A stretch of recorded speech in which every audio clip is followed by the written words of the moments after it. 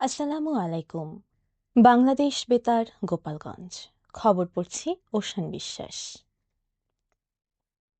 গোপালগঞ্জে ধর্মীয় মর্যাদা ও আনন্দঘন পরিবেশে উদযাপিত হয়েছে খ্রিস্টান ধর্মাবলম্বীদের অন্যতম উৎসব ইস্টার সানডে। গতকাল সকালে শহরের ঘোষেরচর ব্যাপটিস্ট চার্চে এ উপলক্ষে বিশেষ প্রার্থনা ও উপাসনার আয়োজন করা হয়। ভোরে চার্চের ফাদার পাস্টর জিবেস্তা গমেজ প্রভাতী প্রার্থনা ও ধর্মীয় সঙ্গীত পরিবেশন করেন। পরে ভক্তরা একে অপরের সঙ্গে শুভেচ্ছা বিনিময় করেন। অনুষ্ঠানে খ্রিস্টান ফেলোশিপের নেতৃবৃন্দ সহ বিভিন্ন পর্যায়ের মানুষ অংশ নেন। এছাড়া দিনব্যাপী আলোচনা সভা, মধ্যাহ্নভোজ এবং সন্ধ্যায় সাংস্কৃতিক অনুষ্ঠানের আয়োজন করা হয়। গোপালগঞ্জে ক্যাশলেস বাংলাদেশ প্রতিপাদ্যে ক্যাশলেস ব্যাংকিং ক্যাম্পেইন অনুষ্ঠিত হয়েছে। এ উপলক্ষে গতকাল পূবালী ব্যাংক পিএলসি গোপালগঞ্জ শাখার উদ্যোগে শহরের বিসিক শিল্পনগরী এলাকা থেকে একটি বর্ণাঢ্য শোভাযাত্রা বের করা হয়। শোভাযাত্রাটি শহরের বিভিন্ন সড়ক প্রদক্ষিণ শেষে সওদাগর পট্টিতে গিয়ে শেষ হয়। পরে এক অনুষ্ঠিত আলোচনা সভায় প্রধান অতিথির বক্তব্য দেন পূবালী ব্যাংক পিএলসি ফরিদপুরের অঞ্চল প্রধান ও ডিজিএম কাজী শিহাবুল ইসলাম। বিশেষ অতিথির বক্তব্য দেন ব্যাংকের ফরিদপুর আঞ্চলিক কার্যালয়ের এজিএম শেখ মোহাম্মদ মারুফ হাসান। পূবালী ব্যাংক পিএলসি গোপালগঞ্জ শাখার ব্যবস্থাপক গৌতম চন্দ্র পালের সভাপতিত্বে গোপালগঞ্জ বস্ত্র ব্যবসায়ী সমিতির সভাপতি কাজী শাহাদাত হোসেন, পুরাতন বাজার ব্যবসায়ী সংস্থার সাধারণ সম্পাদক মেহেদী হাসান সহ স্থানীয় ব্যবসায়ী নেতারা এ সময় উপস্থিত ছিলেন।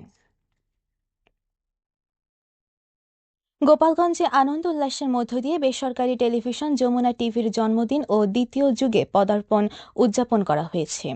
গতকাল সকালে শহরের সোনালী স্বপ্ন একাডেমির শিক্ষার্থীরা বিদ্যালয় প্রাঙ্গণে কেক কেটে জন্মদিন পালন করে। অনুষ্ঠানে বিদ্যালয়ের প্রতিষ্ঠাতা নাজমুল ইসলাম, প্রধান শিক্ষক সহ শিক্ষক শিক্ষিকা ও গণমাধ্যম কর্মীরা উপস্থিত ছিলেন। এদিকে নড়াইলেও বিভিন্ন কর্মসূচির মধ্য দিয়ে যমুনা টেলিভিশনের জন্মদিন পালিত হয়েছে।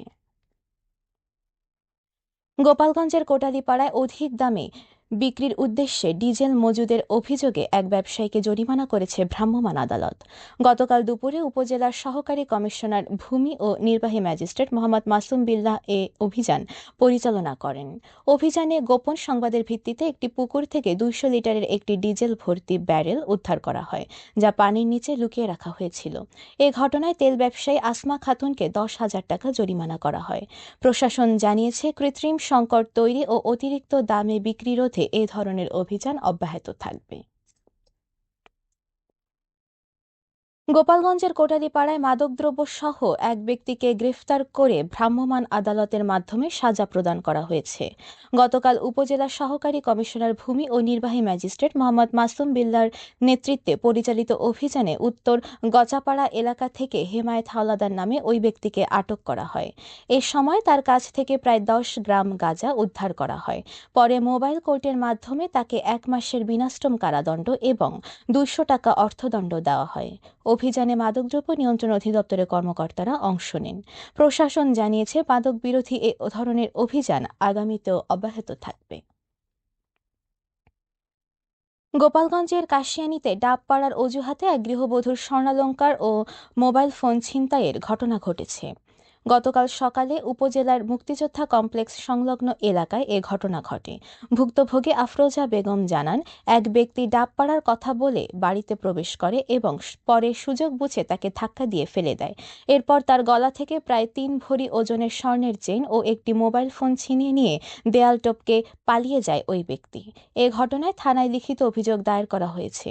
পুলিশ জানিয়েছে, ঘটনাস্থল পরিদর্শন করে সিসিটিভি ফুটেজ সংগ্রহের মাধ্যমে অভিযুক্তকে শনাক্তের চেষ্টা চলছে।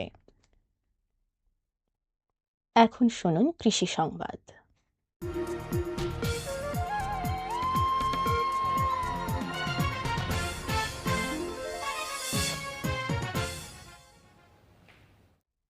নড়াইল সদর উপজেলায় চলতি রবি মৌসুমে মসুর ডালের আবাদে লক্ষ্যমাত্রার চেয়ে কম জমিতে চাষ হয়েছে।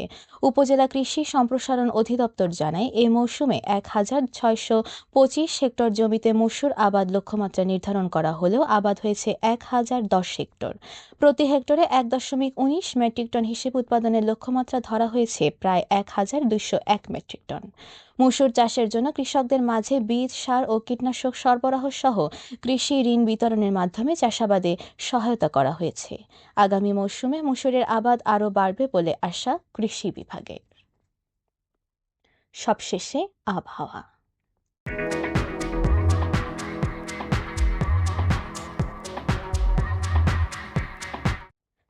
আজ বেলা 1টা পর্যন্ত দেশের অভ্যন্তরীণ নদীবন্দর সমূহের জন্য আবহাওয়ার পূর্বাভাসে বলা হয়েছে, রাজশাহী, পাবনা, বগুড়া, যশোর ও কুষ্টিয়া অঞ্চলসমূহের উপর দিয়ে পশ্চিম অথবা উত্তর পশ্চিম দিক থেকে ঘন্টায় 45 থেকে 60 কিলোমিটার বেগে অস্থায়ীভাবে দমকা অথবা ঝোড়ো হাওয়া সহ বৃষ্টি অথবা বজ্রবৃষ্টি হতে পারে।